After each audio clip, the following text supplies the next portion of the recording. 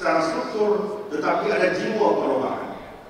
Jadi saudara-saudara yang saya hormati, dengan tidak membuang masa, saya akan jemput saudara Haris Ibrahim untuk memberikan pandangan mereka.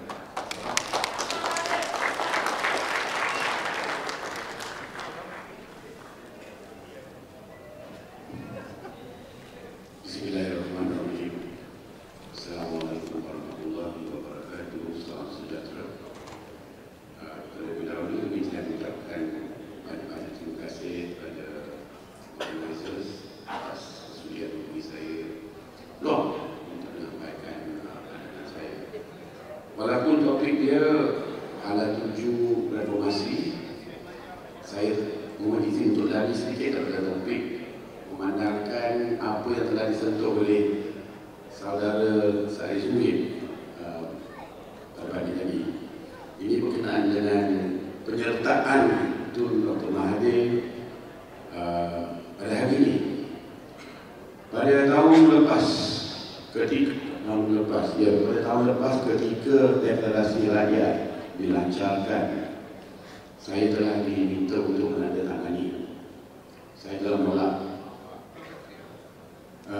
Saya tidak memerlukan mendengar permohonan maaf daripada Tun. Tak perlu. Yang saya perlu melihat sifat-sifat dan ciri-ciri seorang yang telah tobat dan telah sedar atas salah laku terhadap rakyat selama 22 tahun pemerintahan dia. Saya tidak melihat tindakan ini. Minta maaf. Pada tahun 2012, ketika Najib umumkan hasrat untuk mansuhkan ISA, siapa penentang dia? Kalau bukan, tak lain tak bukan Tun Mahathir sendiri. Pada tahun 2014, ketika Maria Chin mengaturkan Persib 4, Tun sertai. Tetapi bila wartawan tanya, adakah Tun hadir untuk menyokong reform yang dituntut rakyat? Jawapannya, dia hanya hadir untuk bersama dengan rakyat. Maka soalan saya, sehingga hari ini, saya tidak melihat reformis di dalam Tun Dr. Mahathir. Yang saya melihat hari ini, seseorang yang hanya ingin menyelamatkan diri dia sendiri. Maka saya hari ini khawatir, adakah setelah parti-parti pembangkang menerima Tun untuk menyertai inisiatif mereka, adakah hari ini penyakit itu telah membebak kepada pihak-pihak reformis pula? Saya minta maaf, saya tidak boleh terima Tun Dr. Mahathir sebagai reformis untuk bergerak berjuang bersama dengan kami untuk satu, membebaskan Datuk Seri Anwar, kedua, membebaskan rakyat, ketiga, serahkan balik institusi rakyat balik kepada rakyat. Saya minta maaf. Ya, saya yakin selagi UMNO Barisan Nasional kekal di Putrajaya, tiada apa-apa perubahan, tiada apa-apa reform dapat kami capai. Tetapi malam saya juga kena mengaku berbagi ini, saya makin hari makin hilang keyakinan jika UMNO Barisan Nasional digantikan oleh parti-parti pembangkang, sama ada kita dapat mencapai reform pemulihan yang diinginkan rakyat. Ini disebabkan apa yang saya telah lihat sejak tahun 2008, PRU 12, 2013, PRU 13 dan perkembangan terkini, di mana dalam keadaan kucak-kacir pembangkang alih kepada Tun Mahathir kononnya sebagai penyelamat negara. Saya hilang keyakinan. Perkara dalam keadaan sedemikian, saya terpaksa tanya, apa reform yang rakyat inginkan? Saya rasa ini adalah soalan yang utama yang harus kami tanya. What do we want? Dan bagi saya nak ringkaskan 4 ini. Pertama, saya rasa ini memang sudah terbuka, sudah terlalu lama. Keadilan untuk Sabah dan Sarawak. Sejak saya pergi ke Sabah dan Sarawak pada tahun 2008 dan disedari bahawa status dia sebagai negeri ke-12 dan ke-13 nampak seolah-olah bercanggah dengan apa yang diperuntukkan dalam dokumen-dokumen yang terkait dengan Perjanjian Malaysia tahun 1963, nampak gaya seolah-olah penduduk-penduduk di Sabah dan Sarawak sudah sejak tahun 1963 ditipu.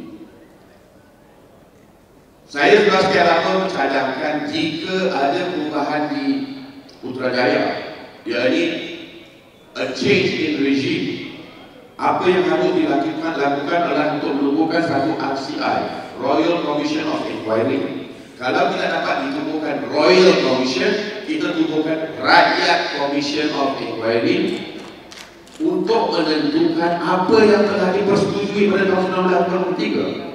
Dan setelah terkenal pasti apa sebenarnya telah disetujui, kita menggunakan. Ini adalah hutang yang sudah terlalu lama tertular. Yang kedua, kembalikan institusi-institusi negara balik kepada rakyat. PDRN, Sistem Kehakiman, Election Commission, NACC, ini semua sekarang jadi milikkan Najib dan UMNO, perlu dikembalikan kepada rakyat.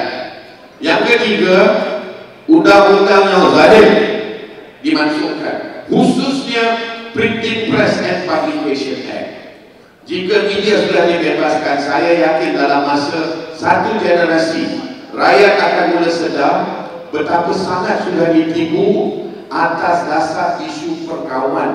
Minta maaf tuan-tuan dan puan-puan, mungkin apa yang saya akan sentuh selepas ini tidak mudah diterima.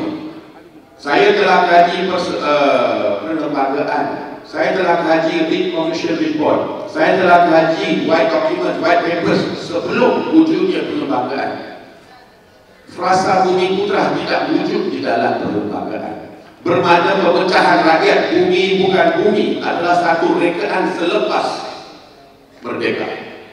Soalannya, adakah kita selaku reformis berani untuk mengaku perkara ini, yakni pemecahan bumi bukan bumi adalah satu landasan yang telah digunakan oleh dulu Alliance dan kemudian Barisan Nasional untuk memecahkan rakyat, dibagikan dua. Dan selagi kita tidak berusaha untuk menyatukan rakyat, saya nampak sukar untuk kita membawa perubahan. Sebab setiap kali UMNO Barisan Nasional menghadapi sebarang masalah, akan dipermainkan isu kaum. Kini yang terbaru dipermainkan isu agama. Kononnya kaum Cina, DAP mengancam. Ini semua cerita dusta. Tetapi setiap kali berjaya sebab penyatuan rakyat sudah lama tidak ada. Yang saya nampak Abu third force itu apa? Bagi saya third force adalah rakyat yang sudah bangkit, rakyat yang tidak memerlukan 100,000 orang di belakangnya sebelum dia bertindak dan bergerak. Seorang tu yang sudah semangat bangkit, yang sudah berani, dia seorang tu sudah jadi third force, tidak memerlukan ramai orang. Tetapi bila kita berganding bahu, maka itu menjadi abu. Sebab kalau kita tumpukan pada PN 13, 51% adalah abu. Adalah abu. Tetapi sekarang perlu abu. Third force yang menjadikan abu sekarang sedang menunggukan apa reform yang kita akan berjuang untuk mencapai untuk rakyat jelata.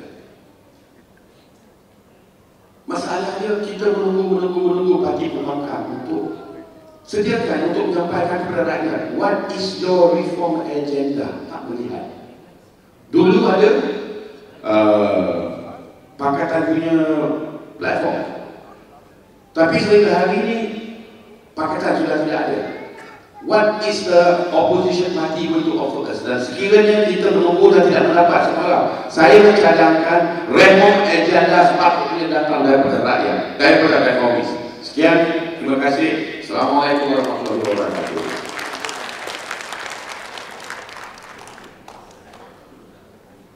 Terima kasih Saudara Haris Ibrahim. Saya mohon maaf, saya terpaksa menjaga masa, menjaga agak dan jadwal yang ditetapkan.